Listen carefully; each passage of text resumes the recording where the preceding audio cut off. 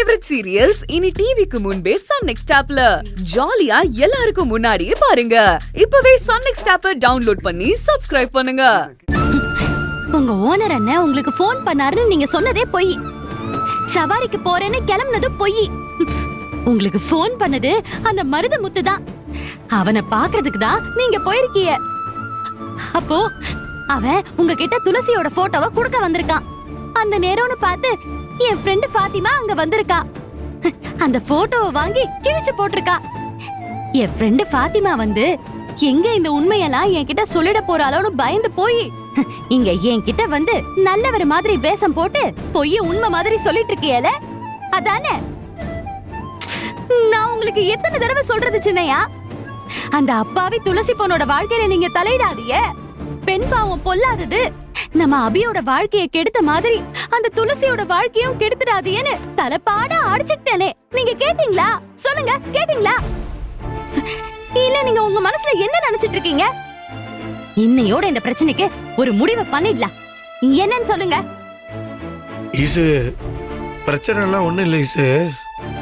இது என்ன மன்னிச்சிரு. நான் சவாரிக்கு போறேன்னு சொல்லிட்டு மருதமுத்து பார்க்க போனது தப்பு தான். ஆனால் நான் எதுக்காக போனேன்னா, அந்த மருதமுத்து துளசி கிடைக்கலங்கிற ஏக்கத்தில் ஏற்கனவே மருந்தை குடிச்சிட்டு சாக போகிற அளவுக்கு போயிட்டான். அவன் நல்லவனா கெட்டவனாங்கிறதுலாம் எனக்கு தெரியாது ஈசு. ஆனால் தான் காதலிக்கிற பொண்ணுக்காக ஒருத்தன் சாக துணிஞ்சது எனக்கு மனசுக்கு கஷ்டமா இருந்துச்சு. நீ என்னை ஏத்துக்கலன்றப்போ நான் எப்படி விஷத்தை குடிக்க போனனோ அது எனக்கு ஞாபகம் வந்துருச்சு.